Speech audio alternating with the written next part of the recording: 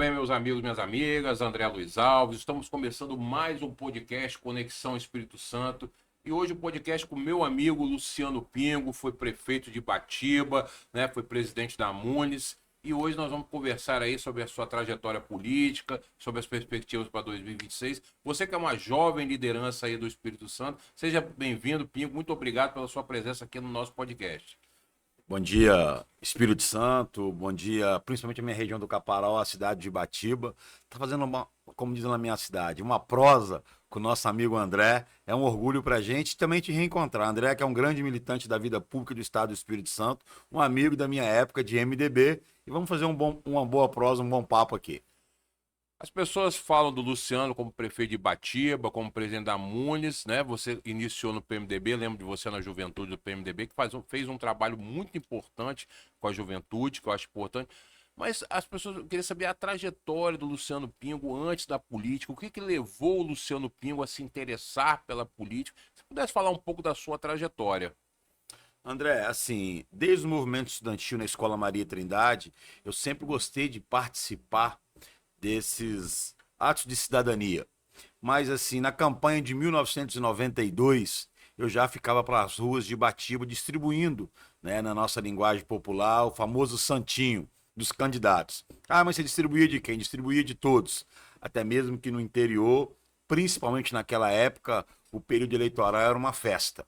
Então a gente ficava ali distribuindo santinho, distribuindo papelzinho, não importava qual candidato que era. Eu tinha já meus 11 anos de idade e comecei a vivenciar esse momento. Depois, no período de estudante, participando dos movimentos estudantis da Escola Maria Trindade.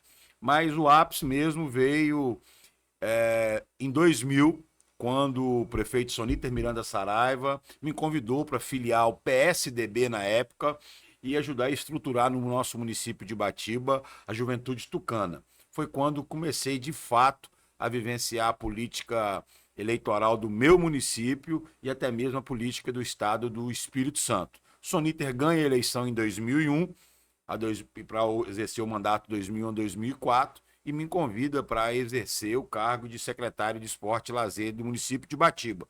Então, um jovem, até mesmo rebelde, de uma hora para outra é convidado para participar de uma gestão. Por isso que eu sempre falo que eu fui fruto de oportunidade. E quando eu fui prefeito de Ibatiba, o que eu mais trabalhei foi para construir oportunidades para as pessoas que mais precisavam. Porque eu, fruto de oportunidade, tive a honra de depois ser vereador, ser prefeito, enfim, outras coisas mais na vida pública que nós vamos conversando aqui no decorrer do nosso bate-papo. Mas eu comecei mesmo na vida pública em 2000, mas lá em 92, com 11 anos, eu já participava dos comícios, entregando papelzinho e tudo mais. Você foi filiado primeiro ao PSDB, né? Eu conheci você no MDB na época, né? Ainda era PMDB em 2016. Aí você foi para a vida pública e você foi candidato a vereador a primeira vez. Como? Qual é o primeiro mandato seu como vereador que você falou? Depois, em 2004, nós perdemos a eleição e eu tive a oportunidade de vir para Vitória estudar e também trabalhar na Assembleia Legislativa e criei uma relação na época com o deputado federal Lelo Coimbra e aí passei a militar no MDB e na militância na juventude do MDB na época, a qual tive a honra de estar presidente da juventude do MDB por um tempo, depois ocupar a cadeira de vice-presidente nacional da juventude do MDB. Então, assim, um jovem lá de Batiba, filho de professora, filho do comerciante, sai do meu município, vem para a capital do estado e, num tempo, fico à frente da presidência da juventude do MDB, também na vice-presidência nacional do partido, e depois, em 2000, e fiquei estado afora construindo legenda. Foi quando eu tive a honra de lhe conhecer, né? Nós fizemos grandes atos partidários, grandes movimentos na política do Espírito Santo. E depois, em 2012, eu resolvo disputar a eleição no meu município de Ibatiba, a vereador, pelo MDB. E aí tive a honra do povo me confiar o voto. Eu tirei naquela eleição 880 votos e me tornei vereador no município de Ibatiba. Então, meu primeiro mandato eletivo foi 2013 a 2016 pelo MDB como vereador em Ibatiba. Eu acho que aquele trabalho que foi construído, com você participou, ajudou a liderar, do MDB, do PMDB da Juventude, fez várias lideranças, né? Você virou prefeito de Ibatiba, o Mário João hoje é vice-prefeito de Itaguaçu, se eu não me engano. O Kel, por exemplo, está lá como vereador de Pedro Canário. O Lucas Salles, por exemplo, daqui de Vitória, hoje está como gerente da prefeitura, mas poderia ser um candidato a vereador fortíssimo pelo potencial que ele tem. E outros nomes que eu não estou lembrando agora, mas um trabalho importante onde você foi uma referência como vereador e depois sendo prefeito. E de partidos, na minha opinião, você falou do PSDB e do PMDB, eu vou entrar daqui a pouco na sua gestão em Ibatiba, mas assim, eu queria fazer uma pergunta para você. Dois partidos gigantes com uma história muito grande, tanto no Brasil, né? Posso falar PSDB de Fernando Henrique, de Itamar Franco, né? Aqui no Espírito Santo, de Luiz Paulo Veloso Lucas, foi um excelente prefeito de Vitória, e o MDB, que sempre teve uma força nacional, e aqui também no Espírito Santo, com o Gerson Camata, né? Com o Max Mauro, com a própria Rose de Freitas, agora tudo bem, o Ricardo é o governador, mas esses partidos, com todo respeito, eu acho que fragilizaram, inclusive aqui no Espírito Santo. Qual é a sua opinião sobre esses partidos que já foram gigantes a nível nacional, continuam, tá? Mas perderam um pouco de força ao longo dos anos. Como é que você vê isso aí, na sua opinião? André, quando você fala um pouco da história do MDB, da juventude que nós vivenciamos lá atrás, até mesmo uma das grandes forças disso foi a Fundação Ulisses Guimarães, que nos permitia capacitar as lideranças comunitárias, capacitar os estudantes nas universidades, escolas, enfim. E você citou alguns amigos que ocuparam cargos, mas hoje, por exemplo, nós temos o prefeito Marcos Coutinho de Ponto Belo, que é fruto do nosso movimento de militância. Cheguei numa conferência do Parlamento Juvenil do Mercosul, que envolvia estudantes, lá em Guarapari, e vi um menino discursando.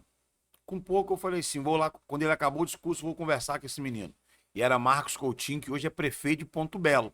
Mas nós tivemos Diego Crentes, prefeito de Aracruz, de Ibiraçu, nós tivemos Tiago Altué, vereador lá em Venda Nova do Imigrante, Alemão Bleidó, vereador em Domingos Martins, o Tássio, vereador em Anchieta. Então, assim, diversas lideranças espalhadas no estado do Espírito Santo, fruto desse trabalho que foi construído por várias mãos, inclusive contigo. Mas quando você fala em partido, citou algumas referências, no PSDB eu carrego comigo uma grande referência que foi o governador de São Paulo, Mário Covas. Tanto que eu sempre brinco e falo nos meus discursos uma frase que o Mário Covas sempre falava: posso ser punido pelo crime da boa-fé, mas não vou ser punido pela desconfiança humana. Os partidos no Brasil, infelizmente, não se tornaram uma referência para quem vive na vida pública. Hoje até mesmo acho que poderíamos ter disputa eleitoral sem filiação partidária, com candidaturas alternativas. Porque os partidos, muitas das vezes, isso podemos dizer que é culpa de todos nós que estamos na vida pública, porque deixamos isso acontecer. Mas os partidos têm uma vida muito ativa no período eleitoral. Quando acaba o período eleitoral, os partidos se diluem, se enfraquecem, cada um toma seu rumo. E você citou MDB e PSDB. E se tu olhar, a bancada desses dois partidos atualmente no Congresso Nacional são bancadas irrisórias em relação à história que o MDB já teve na política nacional, em razão da história que o PSDB também já teve na política nacional. Então, assim, eu vou disputar possivelmente a eleição de 2026 num partido pequeno, porque me obriga a fazer contas e me levar a escolher uma legenda que possivelmente me permita a disputar a eleição com condições de capacidade de ganhar. Então, assim, respondendo a sua pergunta, o que eu penso? Os partidos no Brasil se fragilizaram, deixaram de ser colegiados que discutem a política, discutem a sociedade, discutem as demandas dos municípios, dos estados e da nação cotidianamente, para se tornarem organizações de momento eleitoral, porque a lei eleitoral exige uma filiação partidária. Te confesso, se a lei não exige uma filiação partidária para disputa, permitisse candidaturas alternativas, nós iríamos ver dezenas e dezenas de candidatos sem filiação partidária.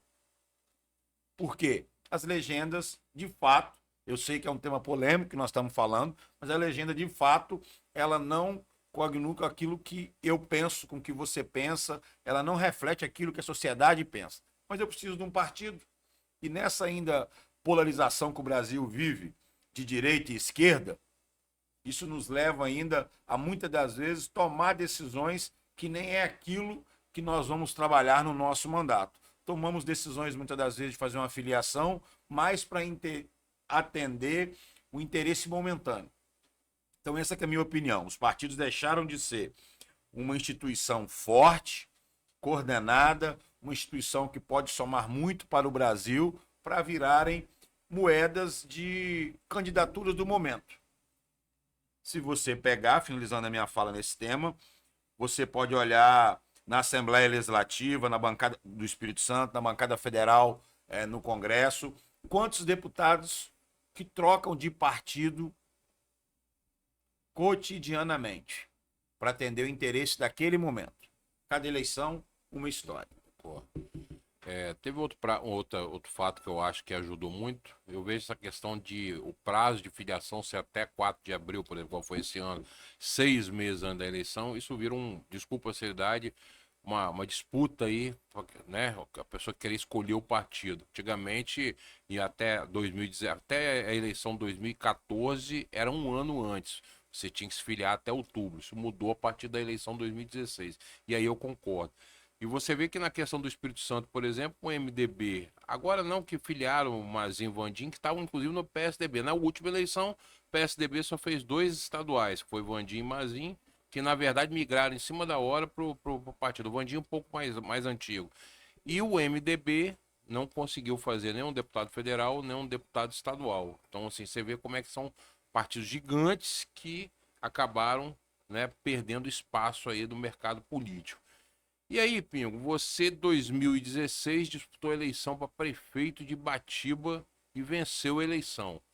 Eu acho não, tenho certeza, venceu uma eleição para prefeito da cidade que você foi criado, é um momento histórico na sua vida que você nunca vai sair da sua memória. Então eu queria que você falasse um pouco da eleição 2016, o processo eleitoral, da emoção de ter vencido e também da sua gestão à frente da prefeitura de Batiba, que a gente sabe que os municípios do interior têm uma maior dificuldade pela questão da receita, né, pela questão de investimentos, precisa das parcerias.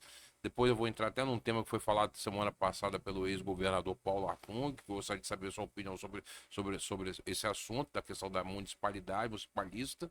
Mas eu queria que você falasse um pouco dessa eleição de 2016 em Batiba, a sua gestão como prefeito, que você foi um prefeito de interior, de uma cidade relativamente pequena, mas que muito destaque e visibilidade no Espírito Santo. E eu acho importante você estar falando para a gente sobre esse trabalho seu à frente da Prefeitura de Batiba.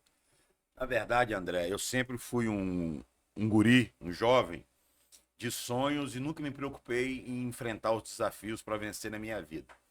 Como eu disse, eu sou filho de professor e filho de comerciante. Mas sempre tive coragem de lutar por aquilo que eu acreditava. Meus pais sempre me deram de tudo que puderam, mas eu sempre aprendi a trabalhar muito cedo. Lá na minha cidade, por exemplo, as pessoas de mais idade, mais experiente, volta e meia que eu converso com um, com outro, eles lembram da minha vida, eu vendendo vela em período de finados no cemitério. Eu vendi vela no cemitério durante 9 anos para ganhar o pão meu de cada dia e somar com as receitas do meu pai e da minha mãe. Eu montava barraca nas festas do município. Eu vendia churros, eu fui artesão. E isso nunca me deixou de sonhar por aquilo que eu lutava.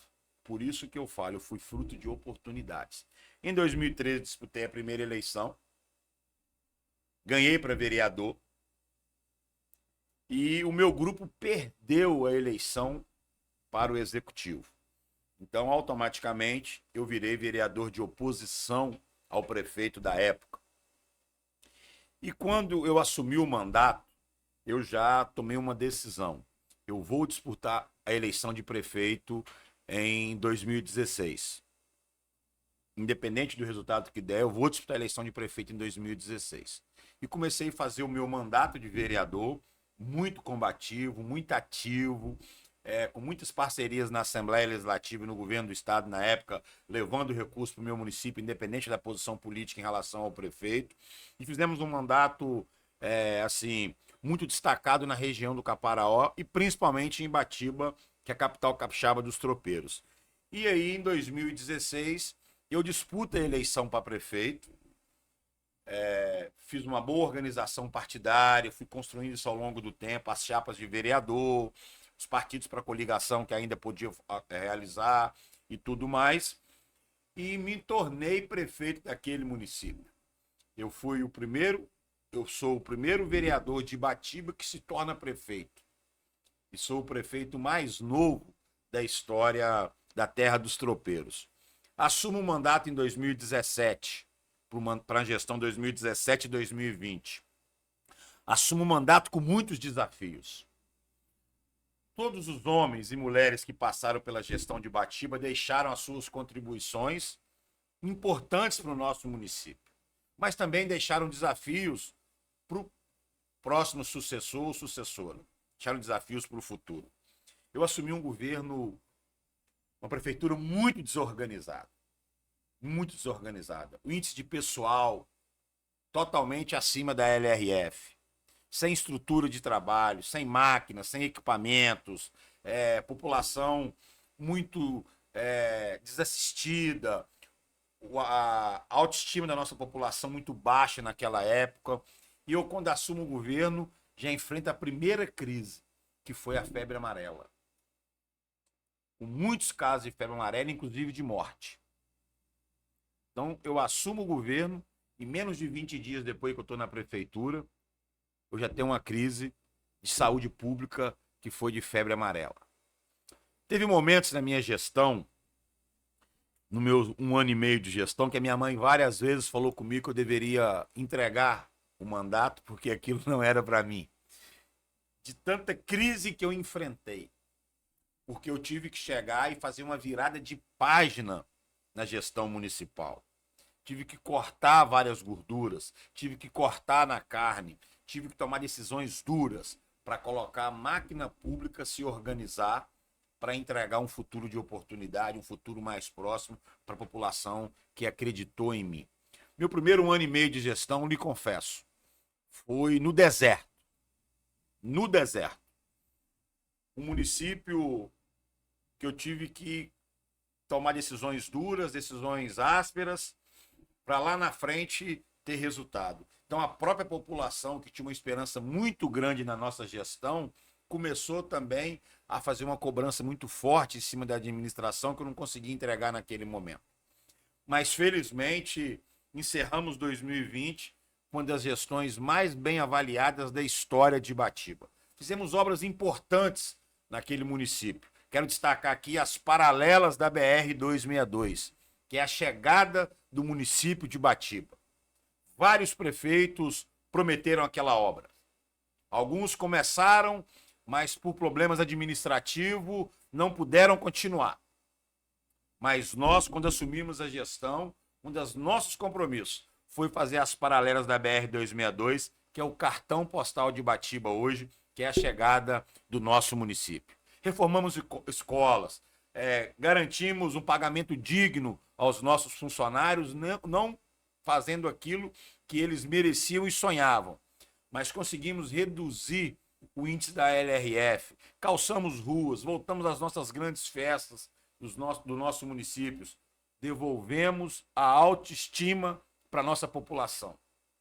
E fiz um dos programas que vários prefeitos sempre prometeram e quando chegava na gestão tinha dificuldade de cumprir, que foi um programa premiado pelo governo federal na área de educação, chamado Programa Futuro de Oportunidades Transporte Universitário, que era garantindo que mais de 200 estudantes fossem para Iúna, Manhuaçu e Reduto fazer faculdade com transporte universitário 100% custeado pela Prefeitura Municipal, porque foi uma bandeira da nossa campanha. Fui ameaçado por quem fazia as linhas antes, cobrando dos nossos alunos.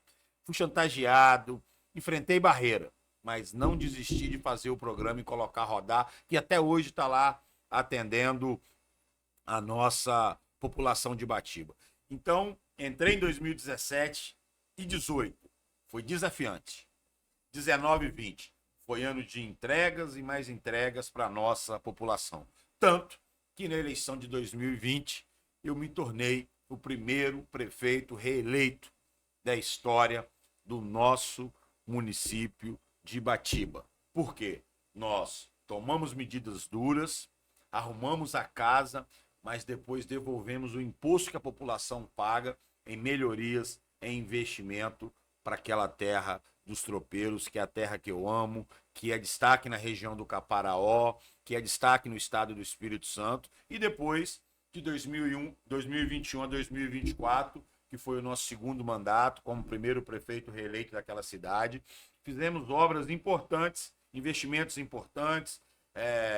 Se eu te falar na educação, por exemplo, nós somos um município que pagamos os maiores abonos da história do Espírito Santo. Em toda a minha gestão, os professores do magistério de Batiba receberam mais de 50 mil reais de abono. Teve ano que os professores do magistério, com dinheiro do Fundeb, nós distribuímos em torno de 18 mil reais de abono para os nossos professores. Fomos destaques no estado do Espírito Santo, o município que pagou os maiores abonos do Espírito Santo. Isso cumprindo o pagamento do piso nacional do magistério. Se nós formos falar na saúde pública, enfrentamos uma crise lá em Batiba com o fechamento do hospital particular que lá tinha. Mas nós trabalhamos com muita energia, com muito apoio da Assembleia Legislativa, com muito apoio do governo do estado, na pessoa do nosso governador Renato Casagrande e de outros atores, nós conseguimos reabrir o hospital e colocando ele 100% SUS. Hoje, Ibatiba tem um hospital e maternidade municipal 100% SUS que nós, com a nossa equipe, colocamos funcionar.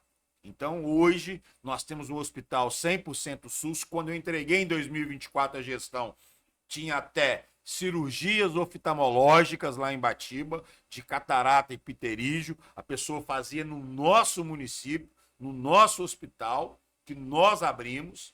Se nós formos para o lado da relação com as igrejas, por exemplo, durante toda a nossa gestão, as igrejas evangélicas e a Paróquia Nossa Senhora do Rosário tiveram total apoio da Prefeitura Municipal na relação das festividades, seja no dia do evangélico, seja no dia da padroeira, seja no dia de Corpus Christi, seja lá no dia da Bíblia. Nós sempre fizemos esse movimento com as igrejas. Inclusive, todo mês, a igreja ia no nosso gabinete fazer um culto lá no nosso gabinete para abençoar a nossa caminhada. Por isso que eu sempre falei e repito nos meus discursos, Ibatiba está de pé porque as igrejas, homens e mulheres de bem, sempre estão de joelho pela terra dos tropeiros. André, eu passei 4 crises na minha gestão. Febre amarela, greve da polícia, greve dos caminhoneiros e o Covid-19. Passei 4 crises em 8 anos, média de uma crise a cada 2 anos. Mas o menino, como muitos que não confiaram em mim na minha vida pública, falava: nós não podemos votar no menino, isso é um menino, isso não vai dar conta do recado na prefeitura municipal. Nós conseguimos unir pessoas de bem lá da terra dos tropeiros e fazer uma transformação de fato no nosso município de Batiba. Quando nós entregamos a prefeitura, nós deixamos muitos desafios pela frente, com certeza. Os prefeitos que lá passaram, todos eles deram a sua contribuição. Nós demos a nossa contribuição.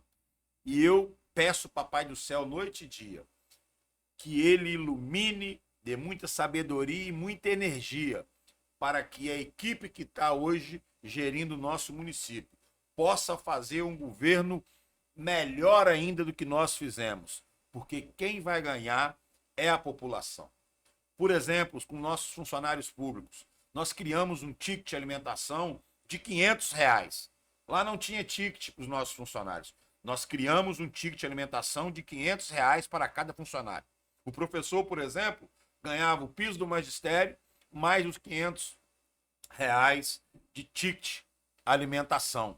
Se nós formos na agricultura, nós aplicamos em torno de 30 quilômetros de revissol e ainda fizemos algumas pavimentações rurais naquela cidade. Se nós formos buscar no esporte, a cidade de Batiba tinha muito mal uma quadra coberta quando eu assumi o mandato, numa situação caótica. Nós entregamos o ginásio poliesportivo Éden Faustino Bernardo para a nossa comunidade. Reformamos praticamente 90% das escolas, reformando e ampliando. Nós entregamos Chromebooks nas nossas escolas, implantamos robótica na educação municipal. Fomos o prefeito com a nossa equipe que implantou naquele município diversas ações importantes para a cidade. Então tenho orgulho. O MDB, o André Alves, que no meu celular está salvo ali, André MDB Jardim da Penha, porque eu te lembro da Associação de Moradores de Jardim da Penha, vocês colaboraram para que eu pudesse chegar até aqui. Legal. Eu queria dar uma opinião rápida. Eu acho que foi muito importante esse resumo que você falou. E, na minha visão, é muito mais difícil um prefeito do interior que tem uma receita baixa com relação aos prefeitos da Grande Vitória.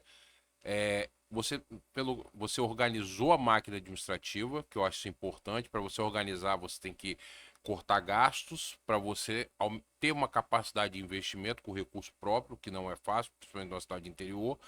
Você focou na questão da educação. Você falou na reforma das escolas, da robótica, na questão do transporte para os universitários, isso aí fantástico. E você falou uma coisa muito importante para um gestor de executivo, gerir as crises. E realmente só duas aí que eu lembro que foram muito pesadas, com todo respeito. Das 4 que você falou, febre amarela, greve de caminhoneiros, Covid, greve da polícia. A greve da polícia militar foi um momento muito difícil do Espírito Santo. E também a questão da Covid. Então, assim, não é fácil. E aí eu queria que você falasse um pouco, você conseguiu na sua gestão fazer esses investimentos, e aí você trabalhou, acredito, com capacidade, com recurso próprio, mas você também teve as parcerias, igual na questão do ginásio, que você falou aí. Qual foram as parcerias que o município teve na sua gestão como prefeito de Ibatiba? André, E a importância que tem essas parcerias, principalmente para os municípios menores do Espírito Santo. Os municípios brasileiros, na sua maioria, sobrevivem praticamente de repasses do Estado e da União. Eu não sei te falar em dados, mas se nós retirarmos os recursos da União e do Estado aos municípios, grande parte dos municípios vão fechar suas portas, vão deixar de funcionar. Então, nós precisamos necessariamente das parcerias com o governo federal e com o governo do Estado. Essa é a política brasileira. No Estado do Espírito Santo, a gente pode dizer que nós estamos no Estado abençoado por Deus e bonito por natureza. Por quê? Além de nós termos as parcerias tradicionais com o governo do Estado, né, na gestão do governador Renato Casagrande, isso se tornou um diferencial. E eu, que sou um líder municipalista, sempre defendo que precisa de mais Brasil e menos Brasília. O dinheiro precisa de estar nos municípios. É lá que a mãe procura o prefeito. É lá que o jovem precisa do transporte universitário. É lá no município que o seu Zezinho precisa da estrada melhor em Santa Clara de Ibatiba. É lá em Pedra Menina que a dona Maria precisa da creche para deixar o filho dela para poder trabalhar. É lá em Ponto Belo que nós precisamos de ter uma grande represa, um grande reservatório de água para não faltar água para a população. Então o dinheiro ele não tem que estar no cofre do Estado nem da União. O dinheiro tem que estar no cofre dos municípios, porque quem é prefeito vivencia o dia a dia com esses desafios. Então, quando eu fui prefeito, eu tive grande apoio à Assembleia Legislativa, bancada federal e governo do Estado do Espírito Santo. E quando você conversa com os prefeitos de outro estado sobre a realidade do Espírito Santo, principalmente um programa chamado Fundo Cidades, que é uma transferência fundo a fundo para os municípios, para realizar investimentos nas diversas áreas. Tem um fundo de cidades que realiza investimentos diversos, tem um fundo de cidades voltado somente para a prevenção a desastres naturais. Lá na educação tem o FUNPAS, então são diversas transferências fundafundos. Na saúde tem, na cultura tem, e isso facilita os investimentos nos nossos municípios. Então, assim, o governo do estado, na pessoa do nosso governador Renato Casagrande, a Assembleia Legislativa, em nome dos 30 deputados estaduais, a bancada federal, os 10 deputados federais, os 3 senadores, enfim. Eu estou aqui falando como prefeito que fui de Ibatiba, mas tive experiência ao presidir a Associação dos Municípios. Então, posso falar em nome de todos os prefeitos e prefeitas do Espírito Santo. Todos os deputados estaduais, federais e senadores contribuem de forma inigualável para os nossos municípios capixabas. Então eu tive uma parceria muito forte com a Assembleia e com o governo do estado, na pessoa do governador Renato Casagrande. E aí, André, eu sei que aqui não é talvez espaço para isso, eu quero fazer um depoimento que eu sempre fiz na minha vida pública. Eu e Renato, governador Renato, nós éramos de grupos políticos diferentes. Quando o Renato ganhou as eleições, eu, prefeito, pensei comigo, Ibatiba vai sofrer um isolamento administrativo e político no Espírito Santo. E o governador Renato Casagrande me chama para conversar, deixa as diferenças políticas de lado e coloca para mim todas as demandas de Ibatiba que eu tinha que resolver. E tudo aquilo que eu apresentei para o governador, ele pactuou e realizou para o nosso município. Na primeira conversa com o governador, ele até brincou comigo, Pingo, é só isso que Ibatiba precisa? Falei, governador, eu trouxe aqui algumas demandas, porque assim, a gente é de grupo diferente, eu tô meio sem jeito. Fui bem sincero com ele. Ele falou, eu sou o governador do Espírito Santo e você é o prefeito de Ibatiba. As nossas diferenças políticas, elas já passaram. O próximo palanque eleitoral é lá na frente. Então agora nós vamos cuidar do povo de Ibatiba.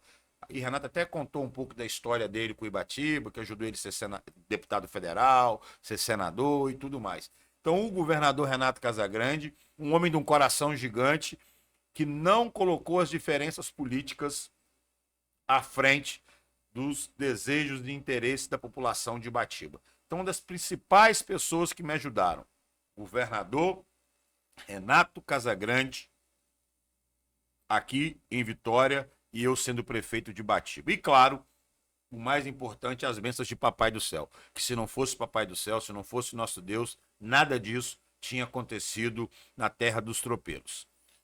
E você citou, você foi presidente da Munis, né, que é muito importante, que envolve todos os municípios do Espírito Santo. Eu queria que você falasse um pouco desse trabalho da Munis, o que é a Munis, o que ela faz para os municípios. É um colegiado de todos os prefeitos participam, mas como é que é o trabalho da Munis, que você pudesse falar para as pessoas, muitas vezes, a Munis, mas né, o que é a Munis, o que ela faz para os municípios capixabas?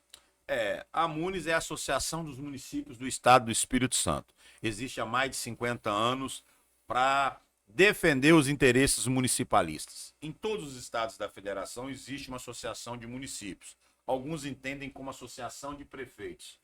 Pode ser também, mas ela representa o interesse do município, não do prefeito. Aqui no estado, todos os municípios participam dessa instituição. E desde quando eu entrei na vida pública eletiva, eu gosto de participar desses colegiados. Eu gosto de ajudar a liderar os debates da vida pública, da política, da sociedade no meu município e no estado, né? Então, assim, lá atrás eu fui secretário da Amunis com o meu amigo prefeito de Linhares na época, Guerino Zanon. Depois eu tive a oportunidade de participar da diretoria da Amunis com o presidente da época, hoje deputado federal, Gilson Daniel. Depois eu tive a honra de ser vice-presidente da Amunis com o meu amigo e ex-prefeito de Cachoeiro, Vitor Coelho. E depois eu tive a honra de estar presidente da Associação dos Municípios, tendo o meu amigo e prefeito de Pancas, Dr. Sid Clay, como vice. Talvez eu seja um dos prefeitos que mais participei da direção direta da Associação dos Municípios. Durante meus 8 anos de gestão, eu sempre tive ali próximo, ajudando a cuidar dos interesses do Estado do Espírito Santo. Por isso que eu carrego comigo que o dinheiro precisa estar nos municípios, porque é lá que a coisa acontece. Tive a honra também, André, de estar na diretoria nacional da Confederação Nacional dos Municípios, que reúne todas as associações de municípios do Estado do Espírito Santo, que é a CNM. Mas a Amunis, ela nos permite levar as demandas dos municípios ao governo do Estado e às instituições, Tribunal de Contas, Tribunal de Justiça, Federação das Indústrias, Sindicato da Construção Civil, OCB, que é a questão do cooperativismo, enfim, ao invés de cada prefeito buscar, muitas das vezes, debater um tema de forma individual, a gente faz um trabalho coletivo na instituição, pegava os temas principais de interesse da maioria dos municípios e ia dialogar isso com o governo do Estado. Fundo Cidades é resultado de um trabalho da Amunis. O aumento de recursos para o Programa Estadual de Transporte Escolar, que o governo do Estado fez através da SEDU, foi um trabalho da Amunis. Às vezes, a parceria do Tribunal de Contas em fiscalizar os municípios, mas também estar mais próximo com as prefeituras e câmaras, ajudando, orientando, ensinando os nossos gestores municipais e as nossas equipes, também é um trabalho da nossa instituição. Então, através da Amunis, é bom destacar com toda humildade, eu sou o primeiro prefeito do Caparaó que ocupa o cargo de presidente da Amunis. Na história da Amunis, de mais de 50 anos de instituição, nunca teve um presidente da região do Caparaó capixaba. Eu lá de Batiba, filho da professora, fui o primeiro presidente da Amunis. E aí nos permitiu ter uma relação gigante com essas instituições, mas esse trabalho que a Amunis realiza, hoje o presidente é o prefeito de Nova Venécia, nosso amigo Barrigueira, que continua defendendo os interesses dos nossos municípios, das nossas instituições. E, por exemplo, Feira dos Municípios, que é uma grande festa cultural do Estado do Espírito Santo, talvez a maior festa cultural do Estado do Espírito Santo. Ali tem a digital da Amunis, que nós fomos, junto com a Adélia, junto com o governo do Estado, junto com a nossa primeira-dama do Estado do Espírito Santo à época, Dona Virgínia, os responsáveis para voltar essa grande festa cultural, muito importante, que é a Feira dos Municípios do Estado do Espírito Santo. Mas mais o que a Amunis faz? Levamos capacitação para os municípios, capacitação para os nossos técnicos. Na minha gestão, por exemplo, nós criamos um programa Amunis na Estrada, que nós rodamos as 10 regiões administrativas, levando parcerias para os nossos municípios. Lá também nós fazíamos o Capacita Amunis, que era treinamento específico para as nossas instituições. Lá na Amunis, nós apresentamos para o governo do Estado a necessidade de colocar recursos nos municípios para a realização de projetos. Um dos maiores desafios dos municípios capixabas e do Brasil é ter equipe técnica capaz de preparar projetos para captar recursos. Uma bandeira da Amunis permitiu ao governo do Estado colocar R$500 mil em cada município para que eles pudessem preparar sua carteira de projetos para depois fazer a captação de recursos. Tanto que nós, na época, André, apresentamos ao governo do Estado, em parceria com o CREA e com a Mútua, uma proposta diferente até em relação à questão dos projetos nos municípios. Ao invés do governo colocar recurso financeiro para contratar empresas, nós fizéssemos um grande projeto, isso inclusive está sendo discutido com o governo do Estado, porque é um trabalho que precisa ser muito bem organizado para ser executado, que é colocar engenheiros e técnicos das diversas áreas à disposição das prefeituras municipais. Nós íamos estar gerando mais oportunidade para os nossos profissionais, e, ao mesmo tempo, permitindo que as nossas obras públicas e investimentos tivessem mais qualidade e mais segurança. Não adianta nós levarmos só o recurso. Nós precisamos que esses recursos sejam bem empregados. E grande parte disso, desses investimentos em infraestrutura, em logística e tudo mais, precisa de ter uma boa equipe técnica, de engenheiros, nas mais diversas áreas de técnicos. Então, nós propusemos, na época da Amunis, para o governo do estado, que nós colocássemos profissionais nas prefeituras para colaborar com o desenvolvimento. Hoje, o estado coloca, fruto do trabalho da Amunis, recursos para elaboração de projetos. Isso já é muito. Isso já é muito importante para os nossos municípios. Mas nós não vamos perder a esperança de continuar dialogando com o governo para colocar profissionais, para absorver os profissionais que estão aí no mercado de trabalho e garantir que as prefeituras estejam engenheiros e técnicos preparados para ajudarem no desenvolvimento. Então, o papel da Amunis é esse, é defender o municipalismo. Por isso que a gente fala lá na Amunis. Municipalismo na veia. É nas cidades que as pessoas vivem, é lá que precisa de ter o dinheiro para resolver a vida das pessoas. Acho importantíssimo esse depoimento que você está falando. E aí agora a gente vai passar para... Chegou 2026. Nós estamos em maio. Praticamente daqui a um pouco mais de 3 meses, dia 16 de agosto, começam as eleições. E aí o Espírito Santo, durante 24 anos, teve 3 mandatos de Paulo Artung, pode até ser candidato, ninguém sabe qual a escolha de Paulo Artung, hoje está afiliado ao PSD, aparece em pesquisas, mas acredito hoje que não seja candidato. Vamos colocar esse cenário.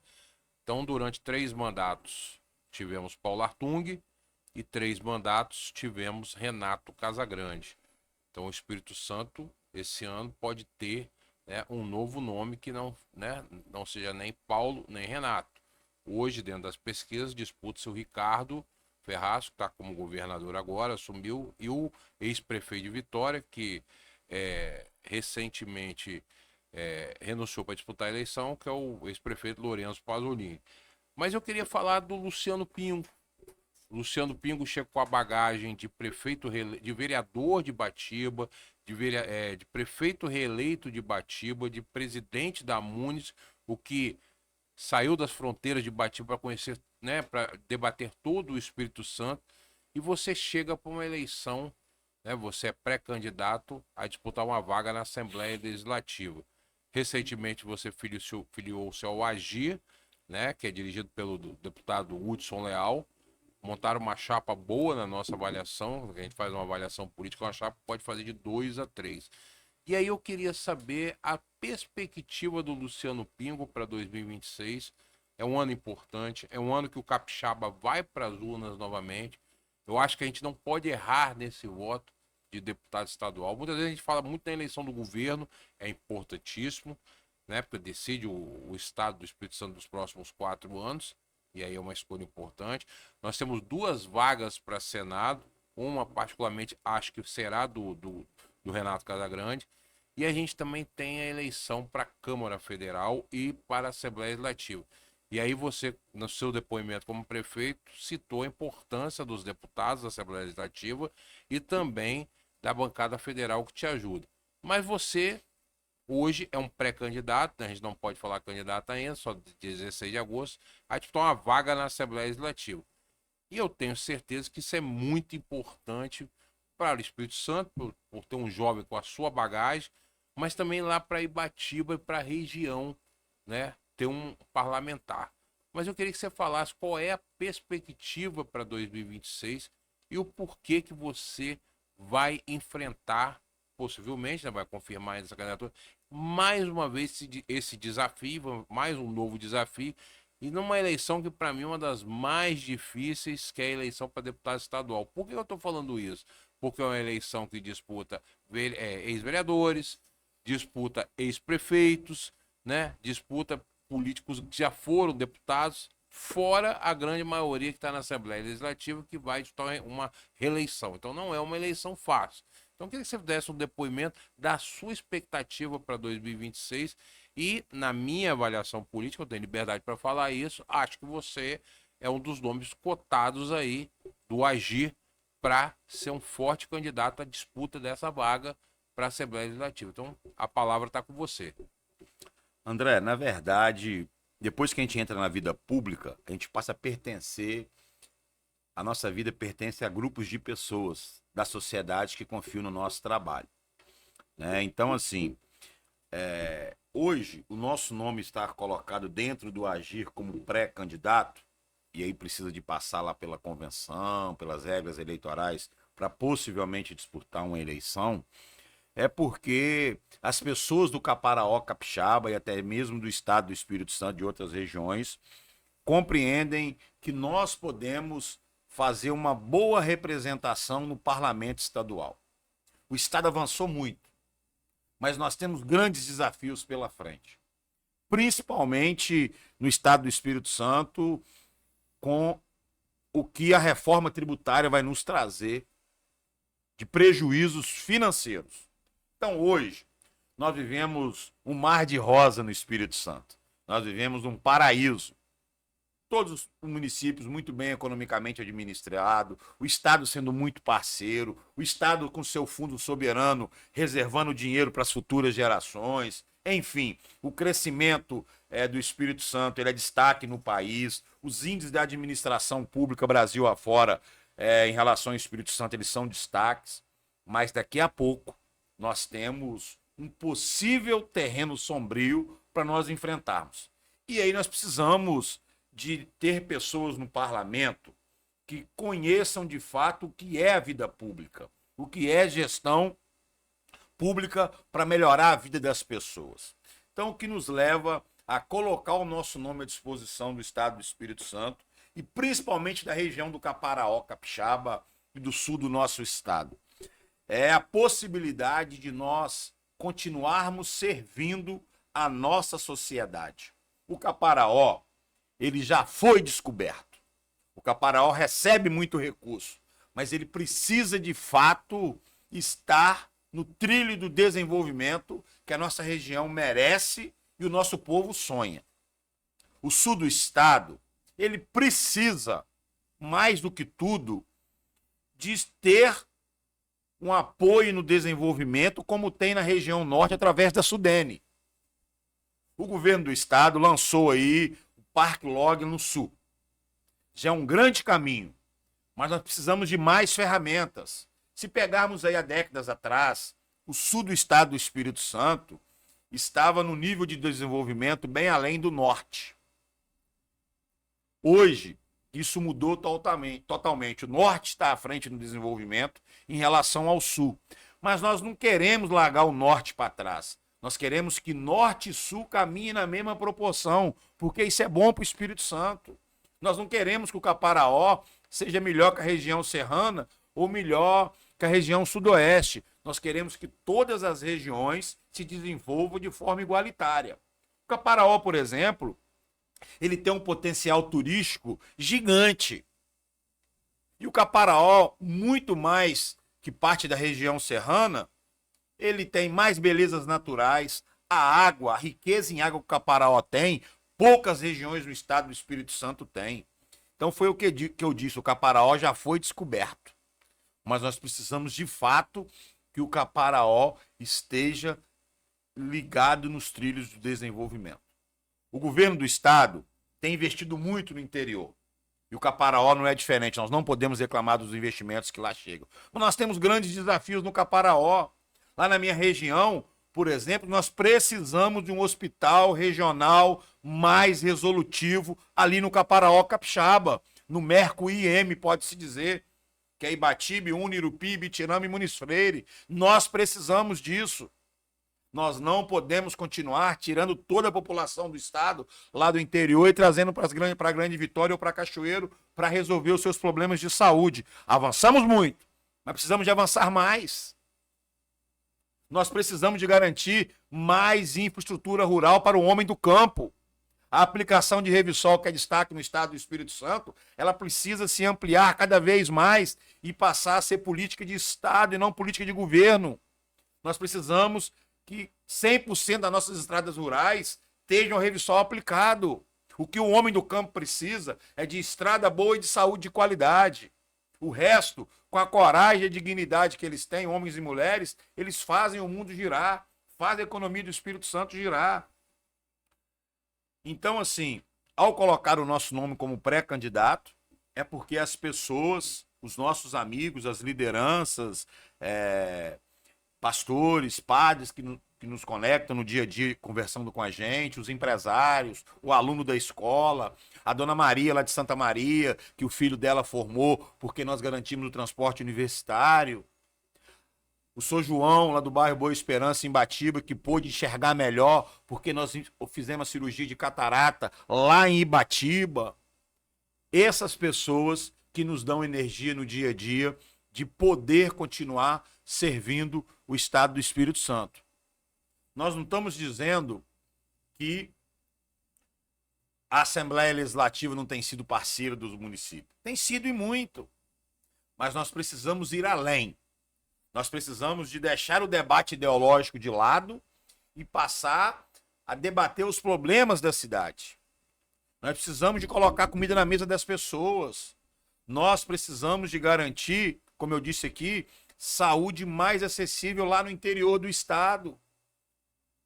Nós precisamos de ter uma universidade pública no estado do Espírito Santo.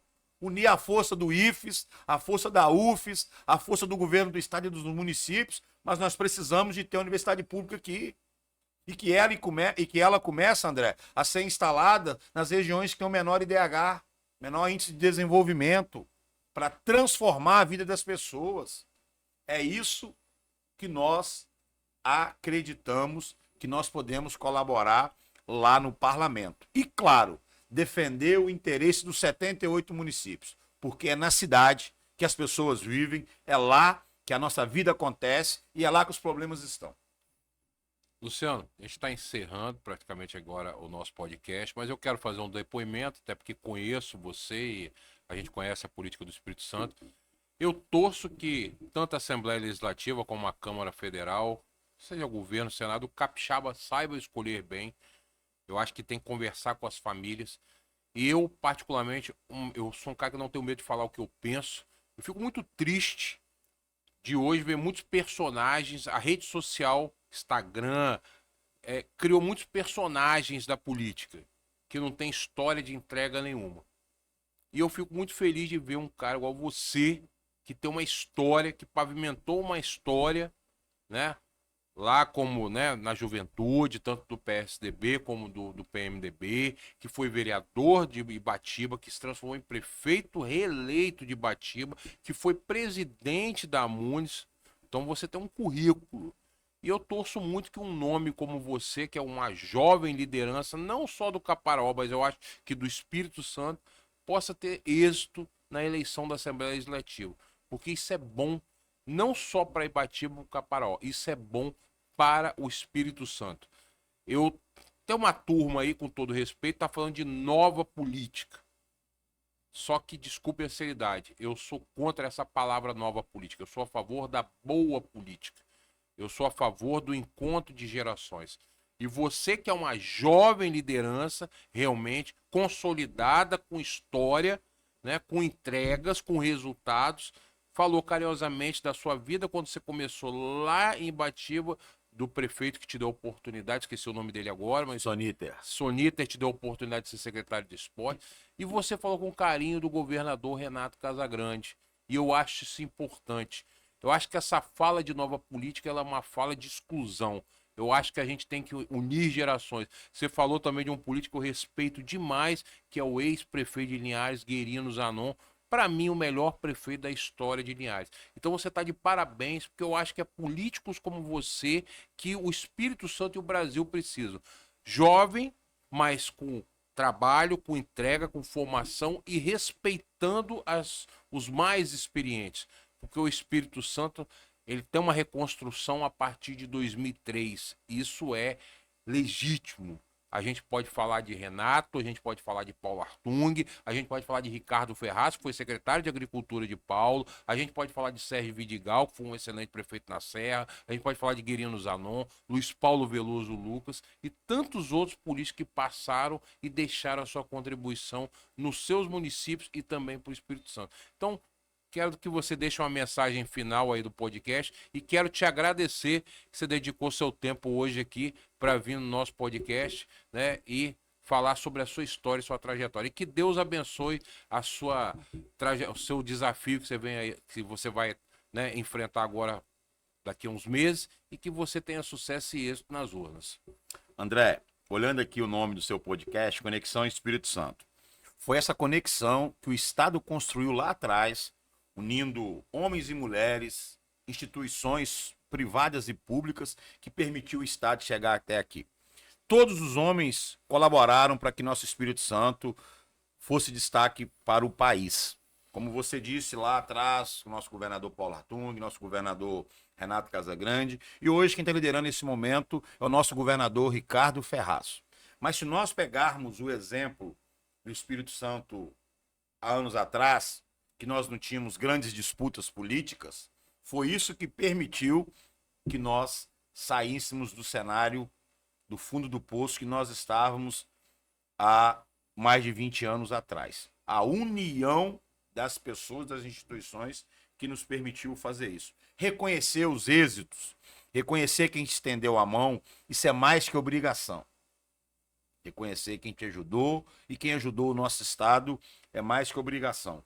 Então, assim, realmente é um ano de eleição, é um ano onde o capixaba e o brasileiro vão escolher as pessoas que vão gerir as nossas cidades, mas nós precisamos pensar muito bem o voto que nós vamos colocar na urna. Quem que nós vamos confiar para cuidar do nosso município, do nosso estado. Porque nós temos exemplos nos municípios do estado do Espírito Santo, no país também, de popstar que assumiram mandatos, que assumiram gestão, mas não conseguiram dar conta do recado. E quem pagou esse preço foi o povo. Gestão pública não é brincadeira. Cuidar de prefeitura, de governo do estado, de Assembleia Legislativa e da bancada federal é como cuidar da nossa família. Precisa ter muito cuidado, muito respeito e muito zelo. Então, assim, finalizo te agradecendo muito pela oportunidade de estar aqui fazendo uma boa prosa contigo. Quero que Papai do Céu te ilumine muito. A sua energia é a mesma energia minha, de servir as pessoas. Eu te conheço lá do MDB, na Associação de Moradores de Jardim da Penha, sonhando com a gente lá naquele partido. Frustramos muito, mas vencemos muito. E só por estarmos aqui, nós somos vencedores. Então, assim, muito obrigado de coração. O futuro nos reserva grandes coisas que Papai do Céu marcou. Nós estamos sonhando, mas é Ele que vai permitir. Inclusive, hoje é o Dia Nacional do Líder Comunitário, né? Que é tão importante aí nas comunidades do Espírito Santo. Pingo, muito obrigado, que Deus abençoe a sua trajetória. Muito obrigado a você que assiste o nosso Conexão Espírito Santo e fortalece o nosso projeto.